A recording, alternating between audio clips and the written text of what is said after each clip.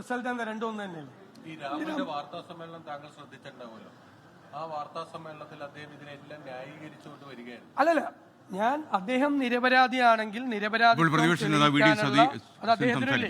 ഞാനന്ന് നിങ്ങളോട് പത്രസമ്മേളനത്തിൽ പറഞ്ഞു, ഞങ്ങളുടെ പ്രൊസീജിയർ അനുസരിച്ച് അദ്ദേഹത്തിന് പറയാനുള്ളത് കൂടി ഞങ്ങൾ കേൾക്കണ്ടേ. ആരാണെങ്കിലും കേൾക്കണ്ടേ. നമ്മൾ ഒരു അന്വേഷണം നടത്തുമ്പോൾ ആരോപണ വിധേയനായ ആൾക്ക് കൂടിയുള്ള അഭിപ്രായം ഞങ്ങൾ കേൾക്കുമെന്ന് ഞാൻ പറഞ്ഞു അന്നത്തെ പത്രസമ്മേളനത്തിൽ. എല്ലാം സൂക്ഷിച്ച ഉപയോഗിച്ച് എല്ലാ വാക്കുകൾ. അപ്പോൾ ഞാൻ CPM എന്ത് ചെയ്യുന്നു, BJP എന്ത് ചെയ്യുന്നു എന്ന് ഞങ്ങൾക്ക് പ്രശ്നമല്ല. പക്ഷെ അവർക്കൊന്നും ഇതിനെക്കുറിച്ച് സംസാരിക്കാൻ നാവനക്കാൻ ഉള്ള അവകാശമില്ല. കാരണം അവർ ഓരോ കേസിൽ ഒന്നല്ലല്ലോ, ഒന്നാണോ? ഞാൻ പറഞ്ഞ മാതിരി കോഴി ഫാമാണ് ഞാൻ. പക്ഷേ പേരൊന്നും പറയില്ല. ആരുടെയും പേര് പറഞ്ഞ ആരെയും ഞാൻ വേദനിപ്പിക്കാനോ വിഷമിപ്പിക്കാനോ നോക്കാനില്ല. പക്ഷേ ഒരു വിരൽ ഞങ്ങളുടെ നേരെ ചൂണ്ടുമ്പോൾ ബാക്കി കയ്യിലെ വിരലുകളെല്ലാം സ്വന്തം നെഞ്ചത്തോണ്ടാണ് ചൂണ്ടുന്നതെന്ന് ചൂണ്ടുന്നവർക്ക് മനസ്സിലാക്കിയാൽ നിങ്ങൾ നോക്കിക്കോ. ഇതിൻ്റെ അകത്ത് കേരളത്തിലെ കോൺഗ്രസ് ഇതിൽ നിന്നെല്ലാം വേറിട്ട് നിൽക്കുന്ന ഒരു വലിയ പ്രസ്ഥാനമാണെന്ന് നിങ്ങളെ കൊണ്ട് തന്നെ ഞങ്ങൾ പറയും. ഈ പരാതി പറയുന്ന സ്ത്രീകളുടെ വസ്ത്രധാരണം നോക്കി ഒരു പ്രസ്താവന നടത്തിയ VK ശ്രീകണ്ഠന്റെ പരാമർശത്തോട് താങ്കളുടെ അഭിപ്രായം എന്താണ്? പൊളിറ്റിക്കലി ഇൻകറക്റ്റ് ആയിട്ടുള്ള സ്റ്റേറ്റ്മെന്റാണ്. ഒരു കാരണവശാലും അത്തരം കാര്യങ്ങളെ പ്രോത്സാഹിപ്പിക്കില്ല. ഞാനത് അറിഞ്ഞ അപ്പം തന്നെ അദ്ദേഹത്തെ വിളിച്ച് എൻ്റെ പ്രതിഷേധം അറിയിച്ചു. അദ്ദേഹം അതിനകത്ത് കറക്റ്റ് ചെയ്തു. ഒരാൾ ഒരു സ്ലിപ്പ് വരാം, അത് പക്ഷെ കറക്റ്റ് ചെയ്തു കറക്റ്റ് ചെയ്തു തെറ്റുപറ്റിപ്പോയെന്ന് പറഞ്ഞു.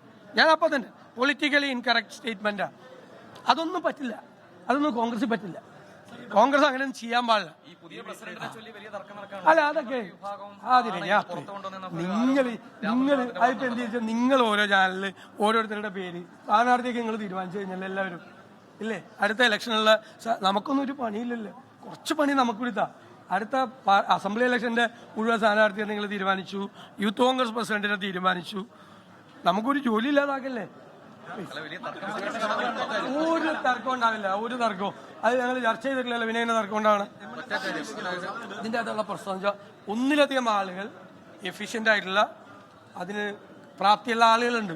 അതിൽ നിന്ന് ഒരാളെ വെക്കാൻ പറ്റുള്ളൂ, ഒരാളെ വെക്കും.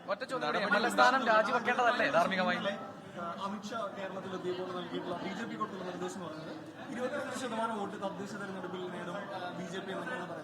അപ്പോൾ കോൺഗ്രസ് എങ്ങനെയാണ് അതിനെ? ഈ കാശ്മീരിൽ നിന്ന് ഒരാളുകളെ എത്തി വോട്ട് ചേർക്കുന്നുള്ള ഒരു പ്രസ്താവന അതാണ് വെല്ലുവിളിയാണ്.